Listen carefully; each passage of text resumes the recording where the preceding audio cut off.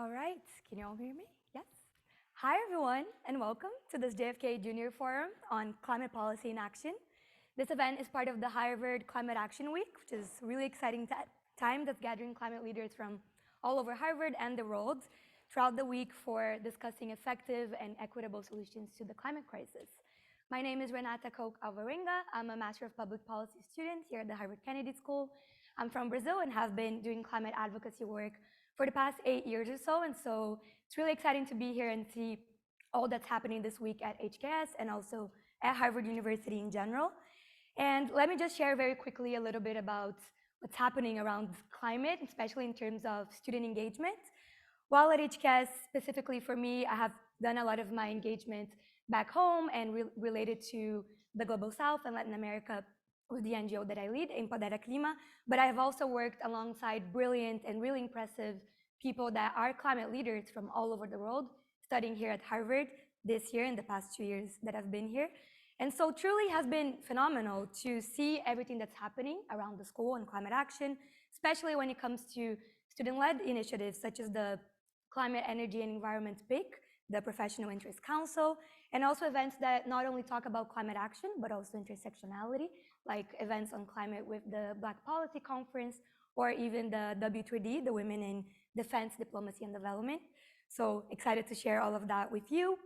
And just as a final note, as a school of government, I truly believe that we can't really solve global problems if we don't also address the climate crisis with everything else that we're discussing in the school, with justice at the forefront. And that's why, again, I'm very excited to open this event and introduce this conversation today on the opportunities and challenges of the recent progress that many of you may have heard regarding the US climate policy, really keeping in mind the important role and the historical responsibility that we know that the United States has to tackle climate change.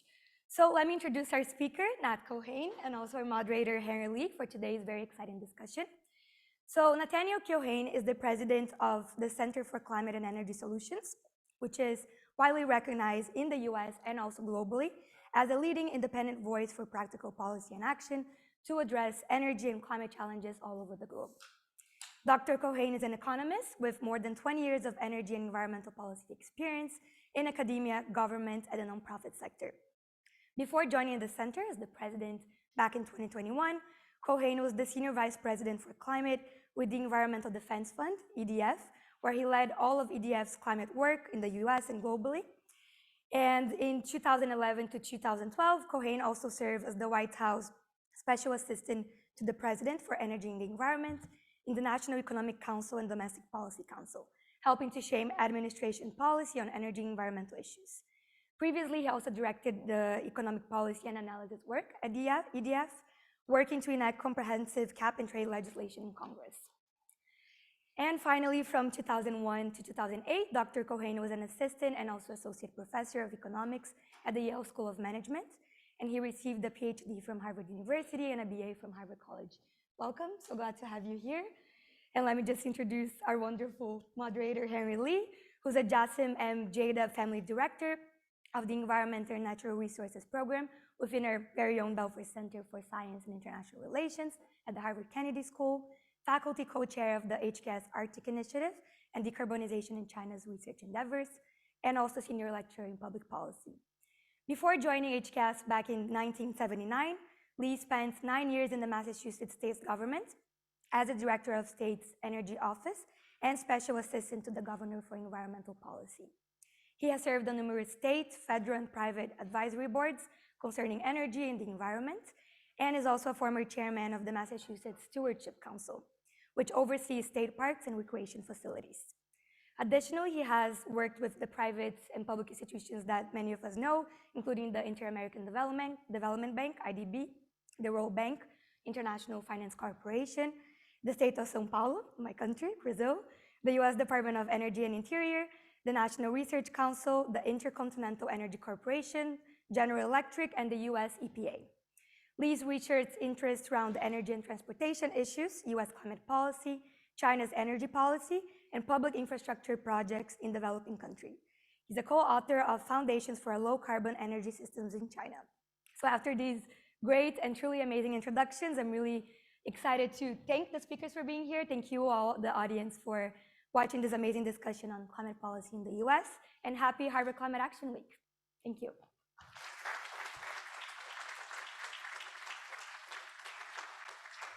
So thank you very much, and thank you all for coming. Before I dive into some of the climate issues, I'd like to ask you a couple of questions about your own career. Specifically, when you got out of Yale, I think it was 1993, yeah. What attracted you to the environment, and what attracted you to economics? Why did you choose to go down this path? Well, thanks, Henry, and thanks, first of all, to the Kennedy School for hosting this event and having me, and thanks to all of you for coming. And I know we've got lots of folks online, so thanks to that as well.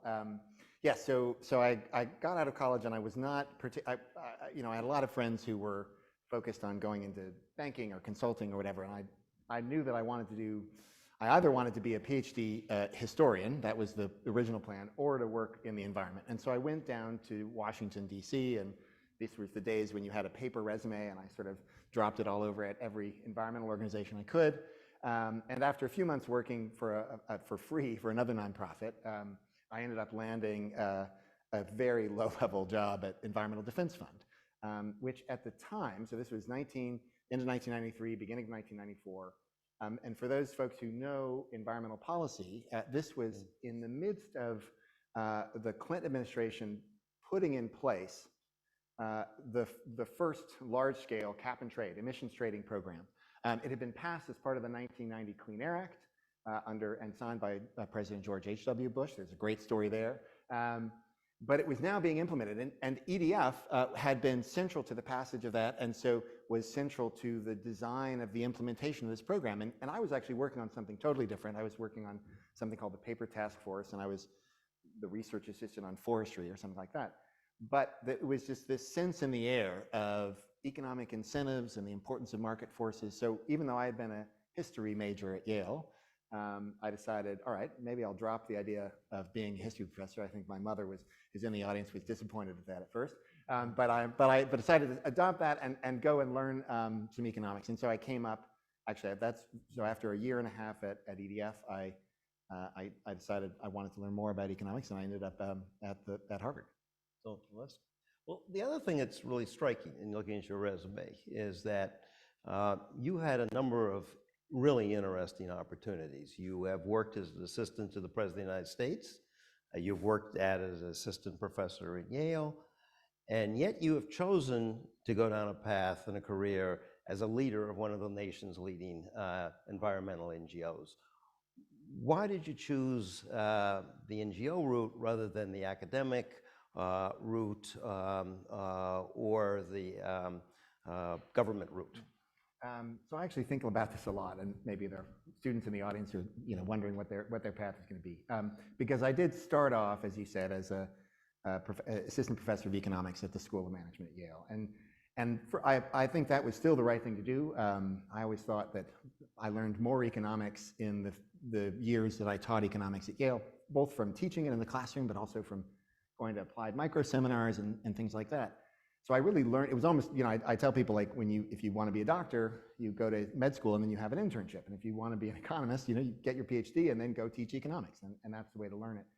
But at the time, and I think it's changed since then, actually. I think the discipline of economics has, because of the people who stayed behind and stayed in the discipline and changed it, I think it's changed. But at the time, economics was, environmental economics, much less working on climate, was very much a sideshow. When I actually had a conversation with my dean to get promoted to associate professor, he said, "We love your research, you're a great faculty member, but you're a great teacher, but why are you so focused on the environment? And we'd really like you to do some more general interest stuff." And I said, that's the sign for me to go off. I've gotten promoted, I can leave while I'm up, and I'm gonna go off. So I went to Environmental Defense Fund, this was 2007, and immediately jumped into working on what was known as the Waxman-Markey cap and trade legislation in Congress. It was not, in 2007, it was still Lieberman, Warner, some other things. But I got very involved in that policy world, which I was, I loved, and I really, we didn't pass the bill, as those of you who know your climate history know, but really loved the policy world and being able to apply the tools of economics to policy design. And that led to being in the White House for a couple of years. But when I came out of the White House, I thought a lot about, did I want to be, I had been chief economist at EDF. And I thought a lot about, did I want to continue in this sort of economist vein, or did I want to maybe run an organization someday? And I decided I wanted to try out the latter. I'll be really wonky here for a minute, and I think a lot of the difference, so Max Weber talked about politics as a vocation versus science as a vocation, and sort of the role of the kind of chief economists and experts was very much like science as a vocation. And I, having been in the arena, I really liked the idea of trying to get things done. And so I wanted to not only stay in the nonprofit world, but also maybe run an organization. And so when I came back to EDF, that was the track I got on. Well, thank you. And let me now turn to climate. In some of your articles, and getting prepared for this, I read a lot of your articles. Oh, you're the one. The citation count went up by one, yes.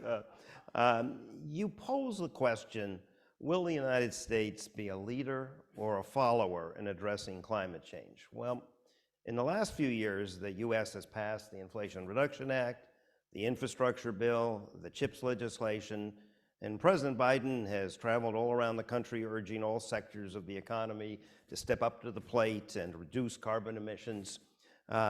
Would you say the United States is now a leader, or is it still in the follower mode? So there's a lot of dimensions to this answer, but I'll keep it quick. So I guess first I'd say clearly we are in much more of a leading position. I'll talk about in a minute the IRA and so on.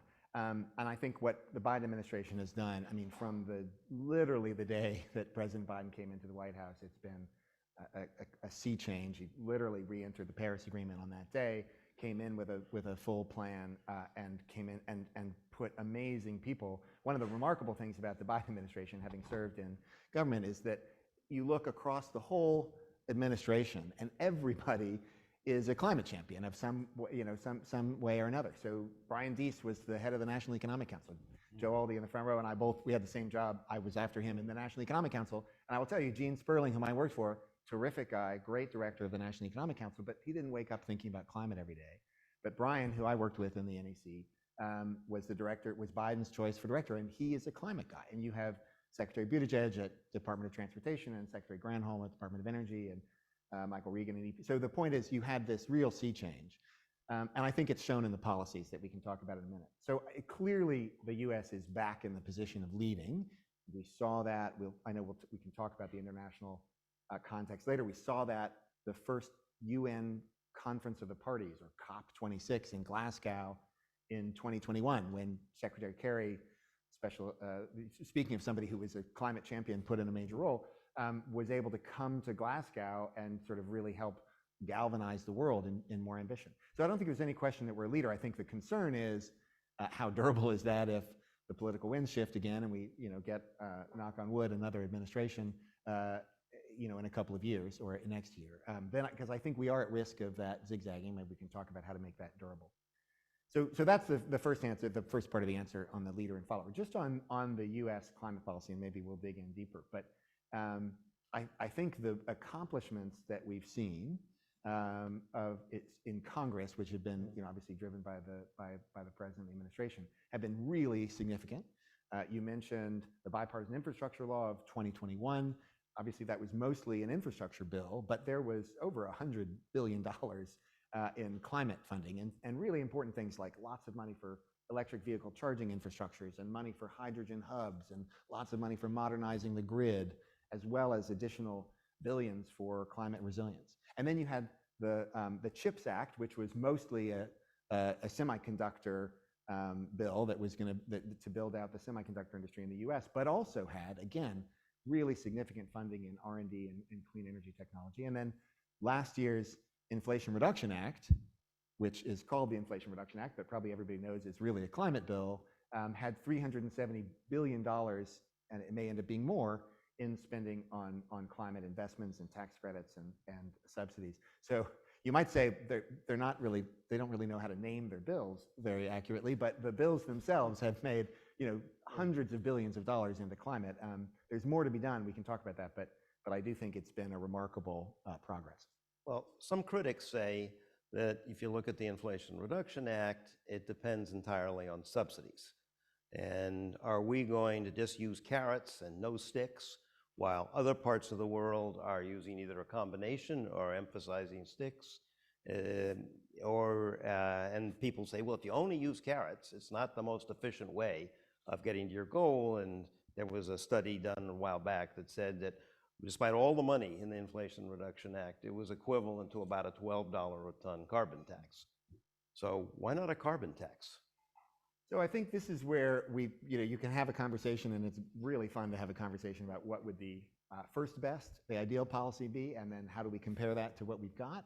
And look, if somebody waved a wand and made me, give me unlimited power over climate policy in the U.S., I'd have an economy-wide cap and trade program that had an enforceable mandatory cap that declines to zero and a trading program to give flexibility and a carbon price. But so far, they haven't made that job offer to me. And so in the interim, I mean, and we can talk about the history of trying to get carbon pricing passed in the U.S. I will note, by the way, I know we'll come back to international. It's a common theme in the U.S. to say, well, everybody knows that carbon pricing is just a political no-go. It turns out that is only true inside the Beltway. That is only true in the capital of the United States.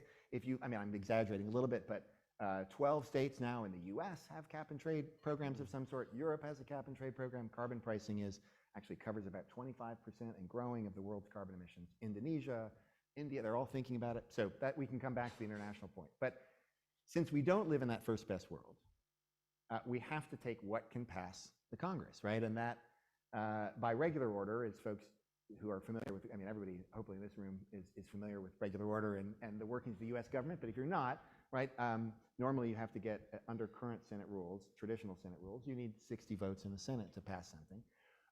Or if you use this once obscure, now seemingly first order approach called budget reconciliation, you can pass things with 50 votes in the Senate. I think as everyone knows, in the last Congress, the Democrats had 50 votes. And with Kamala Harris, the vice president, being the tiebreaker, and they had a narrow majority in the House. So the only way to get climate legislation, we can talk about the Republican Party and what's happened to that, because actually my organization tries to work on both sides of the aisle. But the only way, the fact of the matter was, you were never going to get 60 votes in the Senate, which would have required 10 Republicans, for anything on a climate bill. So you had to go through this budget reconciliation approach, and that really constrained what you could do.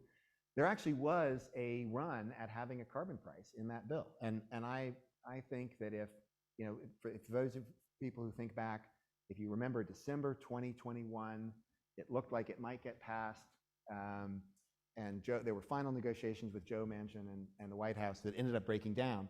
But if it had passed in December 2021, I actually would have given it a 50. We were actively working on a carbon price in that package, I think, and there were 49.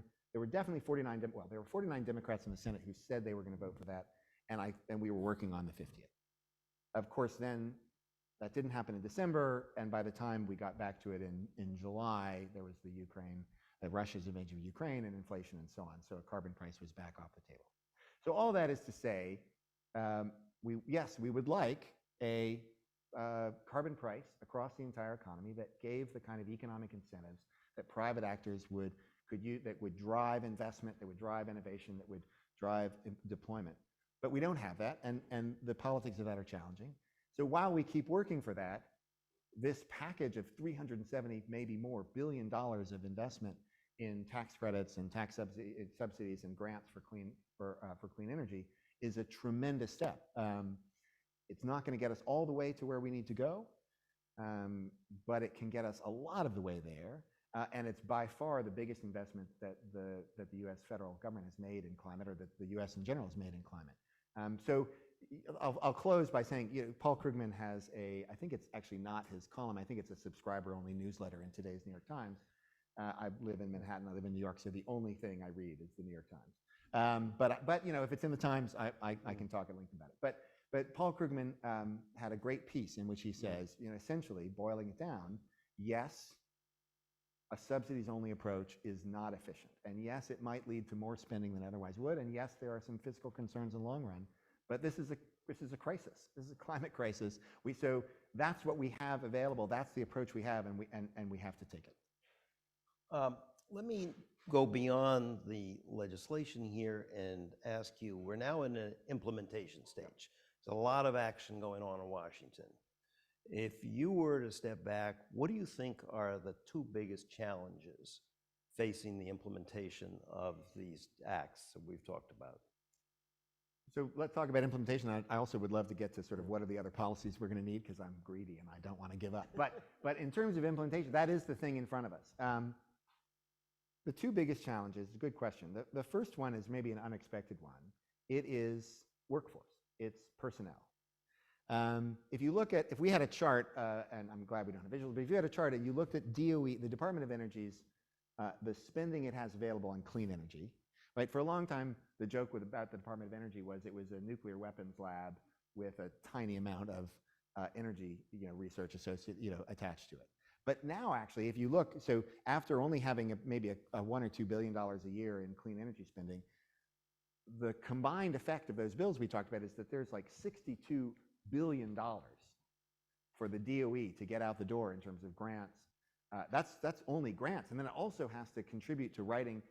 The Treasury is responsible for writing most of the tax credits, but they need DOE's expertise. So it's a huge workload for a department that is in the process of hiring people and staffing up. And if you talk to people at the Office of Clean Energy Demonstrations, which is newly created to help drive deployment and demonstration of clean energy technology with all that money, they will tell you they can't hire people fast enough. And so that's a surprising thing, because we normally, federal government is a big place, but that's, catching up to the funding they have. That's one of the big challenges. How do you do that well? Because they've got to make all these grant decisions and get this money out the door. The same thing is true at EPA, which has $40 billion to spend, and to a lesser extent at Department of Transportation and elsewhere. So that's number one. Number two is that, I mentioned that the IRA was passed on a strictly party line vote, only the Democrats. And I would like to think so the number two challenge, or the barrier, is the potential that this gets pulled back. I'm generally pretty optimistic that I think it's going to prove popular enough to have these tax credits and clean energy subsidies. Americans like clean energy. It polls well.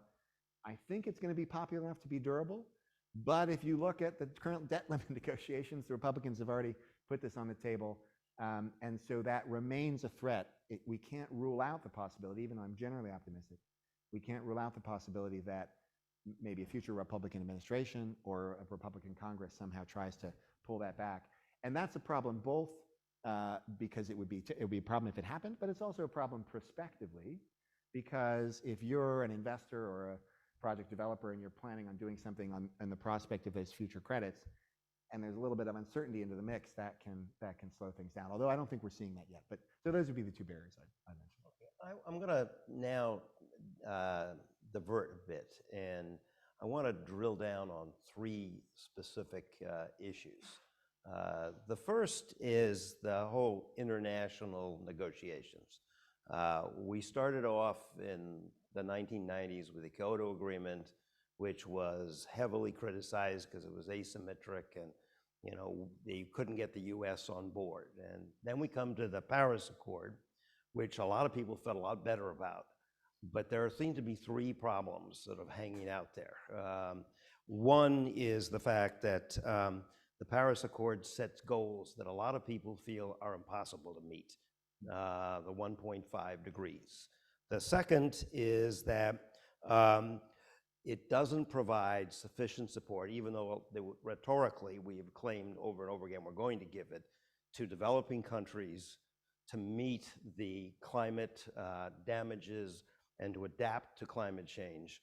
And of course, the incident in Pakistan this last summer, where a third of Pakistan was underwater, this is not a problem Pakistan caused. This is a problem that was caused by the developed world, who seem unwilling to put up money to help the Pakistans. And that's been a big issue in the last two COPs, and it's probably going to even be a bigger issue the next time they meet in Dubai. And the third is, I'm going to plagiarize David Victor here, but David Victor argues that the Paris Accord provides no guidance or support for sectoral experimentalism in the frontiers of technology. And that is essential to bring countries together to work to develop new technologies. And he argues that this is why the Montreal Protocol was successful. And he also argues that this is why the California zero-emission car program in the 90s and the last decade of this century was successful. What is your response?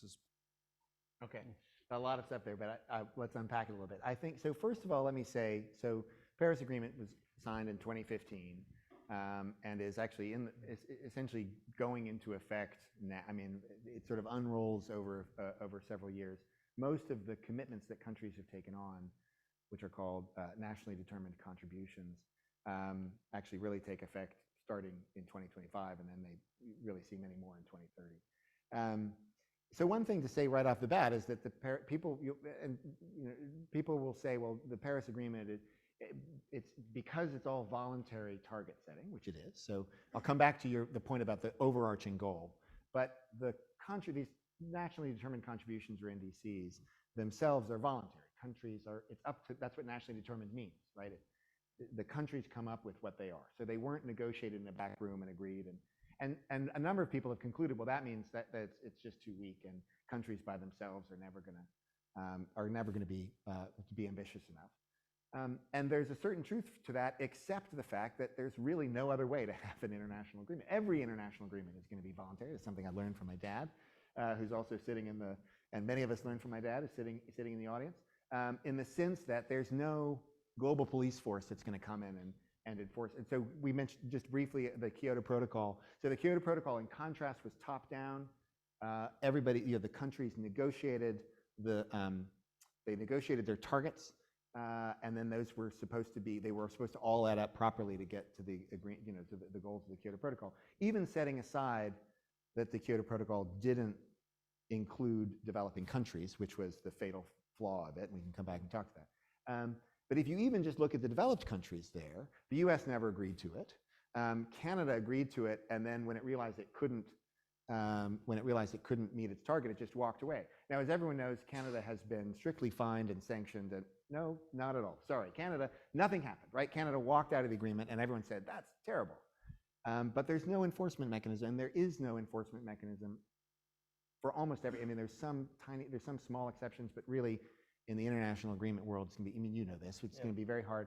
So the fact that Paris is, that the targets are voluntary in the sense that they're nationally determined, that's a feature, not a bug. It is what made it possible to come together and get 197 parties, 196 countries plus the European Union, to sign the agreement, and almost all of those a number of 197 to agree to it, and almost all of those to sign on to it. Here's the other thing that I'll say, and then we can talk about the goal.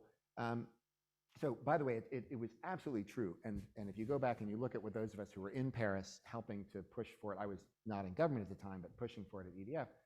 If you go, all of us said the original set of nationally determined contributions, these targets, they're not strong enough. We all know they're not strong enough. Let's get that out of the way. But there is what's called, we call the ambition cycle, or the ratchet mechanism in Paris. The way it's designed is that countries come out with these targets. And then a few years later, there's something called a global stocktake. It's a great, only the UN could come up with a name like that. The global stocktake, which is a time to really assess how is the world doing on a trajectory against the targets we'll talk about. Actually, there was kind of a toy global stocktake in 2018. The agreement really took effect in 2020. So the first global stocktake is this year in the United Arab Emirates. C2S, my organization, is doing a lot to structure that, to help that out. But that will be an opportunity to say, where are we? Spoiler alert, we're going to be far away from on the trajectory we need to be to reach the targets. But that provides every 5 years a way to say, okay, boy, we need to be more ambitious. Meanwhile, there's a whole structure of reporting where countries have to report transparently. This is something that Joe worked a lot along in his career. There's a whole structure of reporting and monitoring and so on, so you can get a sense of, okay, are countries living up to their commitments? And so and then after that, you have to come back and you have to re-up your target. And so this 5-year cycle of the stocktake, the monitoring, and the transparency mechanism, and re-upping your target means that over time, I think we will see greater ambition. Here's some evidence of that, and then we'll talk about the goal really quick. The evidence of that, this is one of my favorite stats about the Paris Agreement. So on the eve of the Paris Agreement in November 2015, October, November 2015, there was a paper published in Science magazine by a set of basically the best climate modelers you can find. They all got together, they ran a bunch of models to say, sort of economic climate models to say, given current policies in place prior to Paris, not counting these nationally determined contributions, where is the world headed? And they did it the smart way, which is they didn't give you a single number, 3.6 degrees, they gave you a range, okay? And if you look at that range, so on the eve before Paris, where were we headed? The median was about 3.5 to 4 degrees Celsius by the end of this century. That is astonishingly high. That is 7 to 8 degrees Fahrenheit on average. The poles much higher than that, right? That is the same amount of, that's relative to pre-industrial times, okay? We're at 1.1 degrees Celsius now. So that's another 2.5 to 3 degrees of warming. That would take us, by the end of the century, as big a difference between pre-industrial times, 1850, and the end of the century, as between 1850 and the last ice age. So monumental, unfathomable changes. Okay, so now we're, and there was a 20 to, if I remember correctly, like a 20 to 30% risk of higher than 4 degrees, and basically zero chance below 2.5 or 3. They did the same analysis last 2 years ago before the Glasgow conference, so 2021. Run the numbers again, just with policies in place. Now the median is 2.5 degrees or so, instead of 3.5 to 4. There's zero estimated risk above 4 degrees, so you've cut off that high tail. And there's even a 10% chance or so of below 2 degrees. And so that's a huge shift in probabilities and a huge shift towards safety. Is it far enough?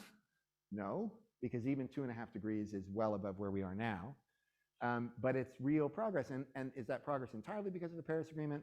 There's lots of things going on, technological change, we can talk about that. But clearly the Paris Agreement is part of that story. So that's sort of the proof is in the pudding. Let me say one more thing about the goal, because I know we'll need to go on to other things. But this is a big issue, and so I've actually changed my mind on this, right? We've already established I'm an economist. And so, back in the 2000s, I've got another couple economists in the front row. Back in the 2000s, if you asked sort of very serious economists about what a reasonable goal for climate would have been, and then there was momentum gathering behind, we got to stay below 2 degrees, 2 degrees Celsius. And many of us, I would have said, boy, that's, God, 2 degrees Celsius, that's going to be really, really hard. Maybe that's good to shoot for, but it's probably, we should be happy with something higher. And boy, 2 degrees seems unrealistic. The fact is, we've learned two things since then. Number one, we've got a lot of technological improvements since then that, while they don't make 2 degrees easy, it's really incredibly hard, it does make it more, you can at least see a pathway to get to 2 degrees. And on the other hand, we've seen the science showing us just how bad climate impacts really are going to be. Because already at 1.1 degrees, we see impacts from climate everywhere, we see damages everywhere, we see extreme weather events, we see increased mortality, we see reduced agricultural productivity, and it's going to get much, much worse. So I think the case, so come back to it, so now people are talking about well below 2 degrees, aiming for 1.5, and there's growing momentum around 1.5 degrees. Look, is 1.5 degrees realistic? I don't know. Should we aim for it? Yes. Because every 1/10 of a degree that every 1/10 of a degree that we save is a huge benefit to humanity and to future generations. And so I'd rather aim for 1.5 and get to 1.8 or 1.9 or 2 than be satisfied and be very realistic and practical and end up missing it by much more. What do you say about, though, the Pakistans of the world? We pledged, I don't know, probably 12, 14 years ago at one of the G20 meetings that we were going to put up $100 billion a year by, I think it was 2020. I think last time I looked, we'd done like 12.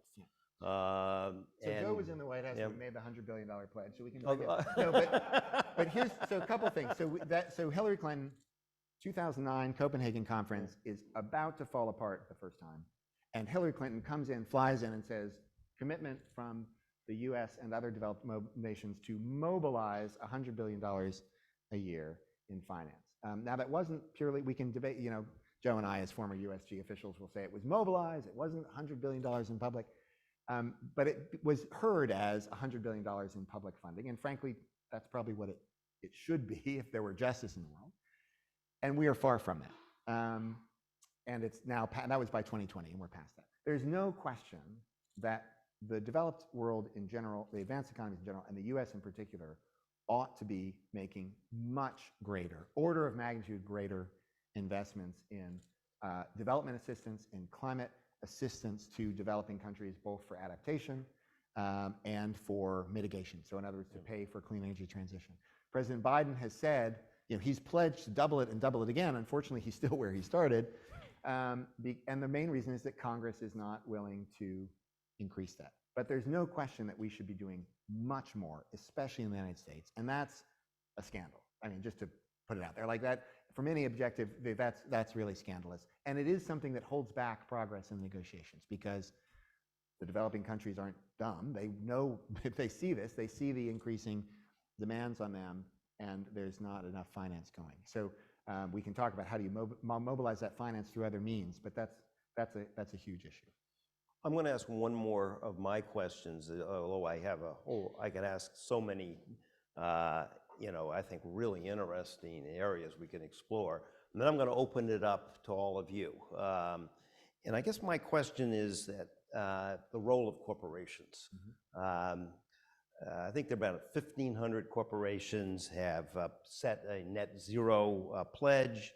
I was reading one of your articles that 500 financial institutions across 45 countries have pledged to completely decarbonize their portfolios. Now, a lot of them are using offsets during this. But the reaction of many of my students to this is skepticism and distrust. They say that a lot of this is all greenwashing and that we really oughtn't believe all of these pledges. And I think you had a quote in one of your articles that said, the rhetoric of ambition often exceeds the reality of policy. Is this an example of that? So let me take that in two parts tonight, because I know we've got a lot else I want to hear the questions and so on. But I want to take first the part about the role of corporations and these net zero commitments. And then I want to touch briefly on the issue of offsets or carbon credits, because that's something near and dear to my heart. And they're related, as you say. So the first thing on corporate action. So one thing I should say, C2ES, one of the things that sets us apart, I mean, there are a number of organizations that work with the private sector, but we've been around for 25 years, and from our founding, one of the things we do is we work really closely with a business council. We're an independent voice, so we have our own policy views and expertise and analysis, but we work closely with the business council that really represents, I like to say, the whole of the U.S. economy. So we've got, it's not sort of the Nikes and Patagonias and Ben & Jerry's of the world, God bless them. It's the BHP and Holcim, which is the big cement manufacturer, and Dow, and the big utilities and the big car companies, and these are, and as well as the tech companies and a bunch of banks and Intel and IBM and so on. So a big cross section, and so we have a pretty good, I think, insight into sort of what at least those leading companies are thinking. And I'd say a couple of things. This is a little bit specific to the U.S. context, but we could talk globally. One is, well, first of all, I should just note almost all of them have some sort of climate neutral or carbon neutral. There's fine distinctions in those terms, but all of them have some form of really ambitious climate target, and almost all of them have a net zero target, meaning they are committing, usually by 2050, to have net zero emissions across their operations, which means anything they emit is going to be offset or netted out by some form of carbon reductions. We can come back to that. But a net zero commit, that is really ambitious for these companies. And if you talk to the companies, so a couple things. One is, I think those commitments are, at least in our companies, are really genuine. Where are they coming from? Here's one of the most interesting things. They're coming because of pressure from shareholders and civil society and investors and customers, but most of all from employees. So, I was talking with someone the other day who said, CEO of a major oil company was here saying he didn't think he could recruit folks from across the river, in other words, business school, if he didn't have a plausible story about a transition plan and a carbon transition plan for his company. That's a sea change from 5 or 6 years ago. So employees are driving a lot of this, the need for talent. Okay, so I think these companies, not all of them, for the most part, these are genuine commitments. On the other hand, the secret is they have no idea, not only do they have no idea how they're going to meet them for the most part, but they're beginning to realize that actually the companies themselves can't, even if they did everything right, it's going to be very hard for them to meet a net zero commitment entirely on their own. And to me, that's an opportunity, because the way to fill that gap between what companies can do by reducing energy, energy emissions, switching to cleaner fuels, reducing energy use, and so on, what they can do in their own operations, the way to close the gap from there to their net zero targets is going to be through policy. And this is a really important role for corporates. It is to say, we need policy to meet the goals we've set, that we've committed to our employees and our shareholders. And we're beginning to get traction on that. And so that's something I would focus on. And there's obviously room always for skepticism. It's great for, college students and grad students should be skeptical. That's their job. They should be pressing these companies. But I think that for the most part, it's done in good faith. Briefly on carbon credits, there's a lot. I'll just say something quick on that.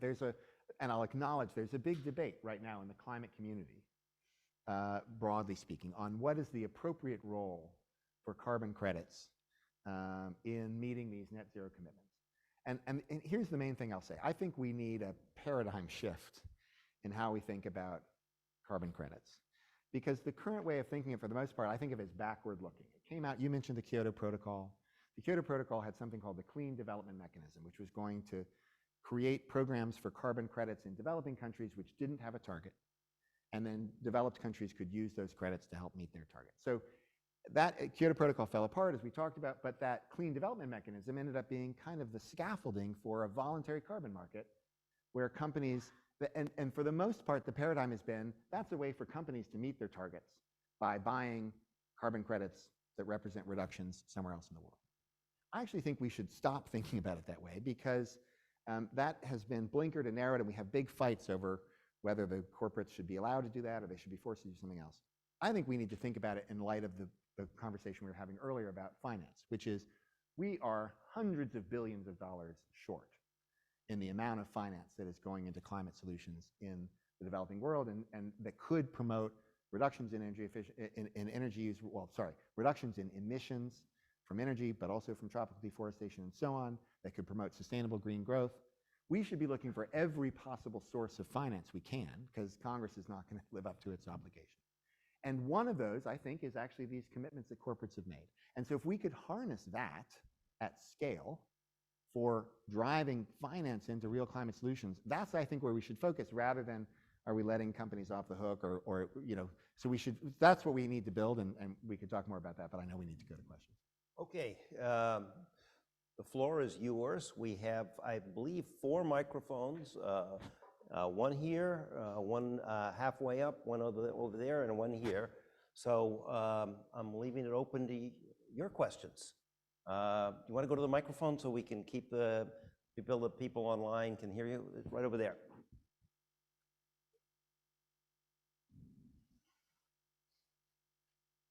Hi. I think during the last decades, we have been noticing like a lot of aversion about nuclear power. However, most recently, this perception has been to be shifting in terms like how we're going to use that source of energy to fight climate change.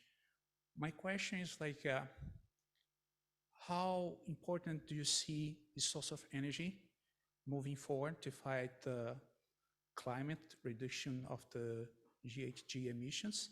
And which kind of conversations must be held in terms of policies in case they're gonna lead this movement? Thanks. So, look, I think I mentioned before that we've got a climate crisis, and we need to be throwing everything we can at it. And so we should not be taking any technologies for low carbon or zero carbon energy off the table. And nuclear power absolutely has an important role to play. We can parse that a little bit because there's sort of different aspects of nuclear power. So number one, existing nuclear generation. Let's take the US, about 20% of current US electric power generation. We absolutely need to make sure that that remains, and the Inflation Reduction Act had in it tax credits to support existing nuclear power. That's really important, certainly for another decade or so, because that's one of our main sources of zero carbon generation. So we should certainly be, ensuring, and other places like France have huge dependence, about 70% nuclear power. I think Germany made a mistake to try to start to close its. So one is existing nuclear power. We ought to be making sure that that remains for its useful life. The second is, should we be building new light water reactors, the conventional nuclear power approach? Paul Joskow I was over the other, at the Salada symposium yesterday. Paul Joskow was on a panel. Paul is an MIT professor and a sort of leading thinker for many years on industrial regulation and the electric power sector. He said something funny, which is nobody has ever overestimated the cost of building a nuclear power reactor. So the problem with light water nuclear reactors in this country is not that there are people who are I mean, you could, obviously the permitting issue is some of that cost, but it's not really the main thing is they're just really expensive and nobody can figure out how to build them on budget and on time. So cost is the big block. It's not, we ought to be welcoming them if somebody can do it cost effectively, but it's not the lowest cost source of zero carbon power. The third thing though, briefly, is there's this interesting new technology, new approaches to nuclear power called small modular reactors. And actually there are a whole bunch of different kinds of them. I'm not an engineer by any means, or a nuclear engineer much less, but that's the sort of technology that we should be creating policy frameworks and incentives for. And the IRA does that, the Inflation Reduction does that. So we ought to be creating incentives where if you can build a small modular nuclear reactor at a cost-effective price, you should be able to do that, and you should have incentives that reflect that's zero carbon electricity. That's true in the US, it should be true globally. Last thing I'll say, one of the most interesting potential things around nuclear power, actually two more things very quickly. One is, one of the most interesting possibilities, if we could get this technology to work, would be that you could build these small, you could take an existing coal-fired power station, rip out the coal boiler, and put in a small modular reactor, which is about, which is small enough to fit in that coal station. And now you've got something that's already hooked up to the grid, you've already got a transmission, you've already got distribution. So that could be real promise, again, if we can get that technology to work. Last thing, mostly when we talk about nuclear power, we talk about fission, which is, if I got this right, breaking up, really heavy uranium, plutonium atoms, leaves lots of waste and creates lots of radiation, radioactivity. We all probably have heard of the power of fusion, right, which is what the sun does, and you're fusing hydrogen together. Huge amounts of energy comes out of that. The old joke about fusion was, it's 20 years away, and it will be for another, and it always will be, basically 20. But interestingly enough, yesterday, Microsoft signed a power purchase agreement to buy fusion energy from an as yet to be built plant, and it's in 2028. But even so there are some smart folks at Commonwealth Fusion or whatever, there's somewhere in Boston who are nearing the point of maybe making. So we're making progress on that as well, and that should be, again, that should be part of the set, even if we don't know if it'll succeed. I was so convincing that, oh no, there is. Please use the microphone so that we can, because we have about 300 people online here. Yes, sir. When you think of the world of corporate reporting on carbon, it breaks down into a 2x2 matrix of those within the operations, like Scope 1 and Scope 2, those within the value chain of Scope 1 and Scope 3. But there's that 2x2 matrix, it fails to report things outside of the value chain, things outside of the boundaries, such as lobbying practices and carbon credits that are outside of the value chain. I'm just curious if there's a way to formalize the reporting of that type of information with the same kind of scrutiny that Scope 1 through 3 has, whether that would be helpful in terms of identifying folks that that are lobbying practices don't align with their internal statement, with their external statements. Yeah, so I think it's a great point, and C2S is one of a number of environmental groups or climate groups. Environmental Defense Fund, my old organization, is one of them that has come up with what we call the AAA framework, which is sort of accountability. There are 3 A's, and I probably should remember all of them, but I don't. But I know that one of them is, it basically says, responsible corporate action on climate is taking action to reduce your own emissions in your own value chains, but it also is advocating for policies consistent with that. So I think that's, and I think there's a broad view that responsible corporate action is not just, it's going beyond your own operations to sort of push for the policies you're going to need. I talked a little bit before about, I think there is increasing awareness among companies that there's a gap between what they can do and what they need to meet their commitments, and that gap needs to be filled by policy. So I think there's some opportunity here. What I would, there's a zillion ideas here, but one thing I've thought of that I came up in a conversation recently with one of the members of our business council. There's something called the Science-Based Targets Initiative. So this is a little bit if we're really going to split hairs, what you were just describing is greenhouse gas accounting. It's how do you account for your emissions. It's related, but not the same from how do you set a target.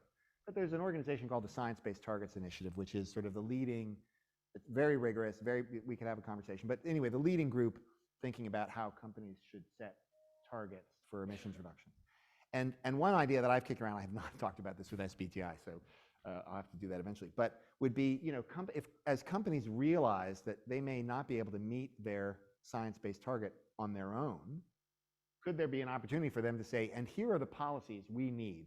So we can meet our here's our science-based target, we commit to meet that with everything we can do, and we need these policies, and we're going to go on record saying those are the policies we need, and we're going to advocate for them. And that would provide maybe the kind of accountability, because then you could say, oh, well, you said, company A, you said you needed those policies. Is that what you're calling for? So I think there's some ways we could think about it, but this, again, is sort of the next frontier to really think about how do we hold companies accountable for advocating for the policies that they're going to need to meet those commitments. Hi. So just paraphrasing one of Professor Lee's question, actually, the critics of agreements like the Paris Climate Agreement obviously talk about how experimentalism in frontier technologies is not part of the scope of the agreement. Your response obviously confirms and validates that, right? But that's at the international level. So at the national level, how do you think the role of the government and the role of policy needs to tackle sort of promoting greater frontier innovation in climate? And how do you think this can take shape in the next decade or so? For instance, you have governments like the British government launching a fund and like sort of modeling their newer bodies around the DARPA, right, from the 80s, and essentially allocating about $1 billion or something of that sort. Do you see more of this happening, or do you see like the advantages of more of the government entering into and partly owning the VC ecosystem's, ownership of innovation, or where do you see this going? Yeah, so it's a great question, and I think this is an area where the Biden administration and Congress have made a lot of progress. And so, first of all, let me just say, I think it's a truism, but it deserves to be said. One of the most important things government can do or should do on climate is to radically increase the amount of money we put into clean energy R&D. So when economists think about this, I've actually gone through 52 minutes and I haven't said the words market failure, but now I'm going to say them. So when economists think about this, there are a couple of market failures. One of them we talked about before, which is the idea that, this is what carbon pricing is trying to get at. Each of us lives our lives, runs our firms without taking into account, for the most part, the social cost of the actions we're taking. By the way, as an aside, every ton of carbon dioxide, you should think about that. The best estimate says that's now about $200 worth of damages for every ton of carbon dioxide, maybe a shade less, 190. That's a lot. That's so, if you fly on a flight from JFK to Paris or something, I think one way is around, it's around a ton, if I recall correctly, in economy class. So that's a lot of money. Actually, you've added $200, maybe it's a round trip, but you've added $200 to your round trip. That you might think differently about taking that flight. So that's the first market failure. The second one, to get back to the question, is, if private firms invest in R&D, there's so much spillover from the knowledge they generate and all of that. And so there's too little private investment in R&D. And so that's a really important role for the government. The US government is ramping that up. All those bills we talked, all those laws we talked about have improved, but we still need much more investment in R&D. And we need it increasingly, not just way upstream in basic science or even in sort of bench scale labs, but we need to be thinking about how to continue to support first of a kind deployment and early stage technologies. This goes back actually to the tension we talked about with the IRA. Are there risks of inefficiencies if the government gets into the business of sort of first of a kind deployment and so on? There are, because you want to be careful not to crowd out private investment. But I don't think right now the problem is we have too much investment going into this stuff. And so one of the things that Biden administration has done that the Congress have funding allowed it to do, is to sort of fill out that range. And so now you've got, at the federal government, you have lots of basic R&D, like basic science, material science, engineering, so on. You've got ARPA, you mentioned the Advanced Research Projects Agency, ARPA-E for energy, modeled after DARPA, the Defense Advanced Research Projects Agency. That's been around for a long time, 15 years, maybe 2009 it was, I think, Joe, looking at Joe, yeah. First funded in 2009, a legacy of the first term of the Obama administration. That's really on sort of very early stage bench scale. You've got a loan programs office that really is about promoting commercialization. And now you've filled in the middle with this Office of Clean Energy Demonstration I mentioned, which is all about sort of how to get from the bench scale to the commercial deployment. So we've got that kind of ecosystem in place. We need to do a lot more funding of that. But first we got to spend the money, which is what we were talking about before. We're in a position where we got about 5 minutes. So what I'm going to do Rapid is fire. I'm going to have 2 questions at once. And I'll Nadia, talk you even start, faster. and then we'll come over here. Hi, Nadia Filimonova, Arctic Initiative Belfer Center. I would like to actually continue the discussion on the role of the national government, and specifically, in what opinion, what should be done by the national government in terms of enhanced cities' capacities to both adapt and mitigate to climate change. They are the primary actors in terms of adaptation and building resilience. Thank you. Okay. Yes. Hi, thank you so much for sharing today. I have a question regarding, so basically AI is disrupting lots of industries. I'm wondering what's your opinion about whether AI would play a role in the climate policies going forward? Thank you. So let me start with that last one, which is incredibly timely, and I just don't know the answer. But I will say for posterity that I love our robot overlords, and I would never do anything bad. So when this is recorded in the future and its AI has taken over, I will at least be spared. No, I'm joking, but I don't. I'll just say a quick anecdote. I was at the dinner for the Salada opening a couple nights ago, and I was sitting between. I was having one conversation. I could hear the other conversation next to me. Both of them. One of them started on health and human rights, and the other started on permitting reform or something. And they both came around to artificial intelligence. So it does feel like every conversation now is coming around to artificial intelligence. I don't know what it means. I think it's a fascinating question, but I think it's far too early to tell, although I would hope, not with the large language models we've got and so on, but I would hope that improved computing power generally has obviously helped enormously in new energy technologies, and I'd hope that we could figure it out how to harness that for good as well. To the question about cities and adaptation, I don't know where Nadia went, but to the question about cities, so absolutely cities are, as you say, are the sort of the front line for adaptation. I mean, in general, obviously, local communities. Adaptation is interesting. So when we say adaptation, meaning investments in adapting to the climate change we're already going to see. We haven't talked a lot about climate science here, maybe folks know it, but one really depressing fact about climate is that it's, you probably know it's a function of the accumulated carbon dioxide and greenhouse gases in the atmosphere, and that takes a very long time, centuries, to go out of the atmosphere. So we are stuck with the carbon dioxide we've put in the atmosphere so far. Even if we miraculously turned off the CO2 tomorrow, which we're not going to, we'd still see rising temperatures for the next few decades, and we'd see continuing impacts. So we have to adapt. We have to not only reduce our emissions, but adapt. And a lot of that is going to be in local communities, unlike the mitigation, which tends to be more national or global. So I think federal government investment in that is going to be critical. We're starting to see that already. The infrastructure bill I mentioned had $50 billion or something for climate resilience and adaptation. This is beginning to be something, 10 years ago it was taboo because people were worried if you talked about adaptation, that would detract from focusing on emissions reductions. That's no longer true. So I think there needs to be a much more robust role for the federal government. And by the way, it links back to the financing piece because the biggest adaptation problems are in the developing world. Okay, we're running out of time, but 30-second question? Sure. You've detailed where we've been on climate and where we are currently. I'm curious if you could speak to what are the big levers we can pull moving forward and what some different views of that may be. Great question. So thanks, George. I'm going to focus on the U.S. because it's quick. We still have a big gap between what we've gotten with the IRA and all the stuff we've talked about and where we need to go in terms of the 2030 target of cutting emissions 50 to 52% below 2005 and then net zero by 2050. What are the big things we need to do? The first one is we need to fix permitting and not just at the federal level, but US, state and local levels. We need to be able to build transmission lines, clean energy facilities, renewable power. We need to build all that stuff. And right now it takes much, much too long to do that. And so we need to figure out a way to do that in a way that still protects local communities and their voice. So that's the most important thing, I think, in the next 2 years. The next thing we need to do, again, in the US is really continue to invest in the new technologies. We talked about that because we're going to need a whole range of new technologies to get to net zero.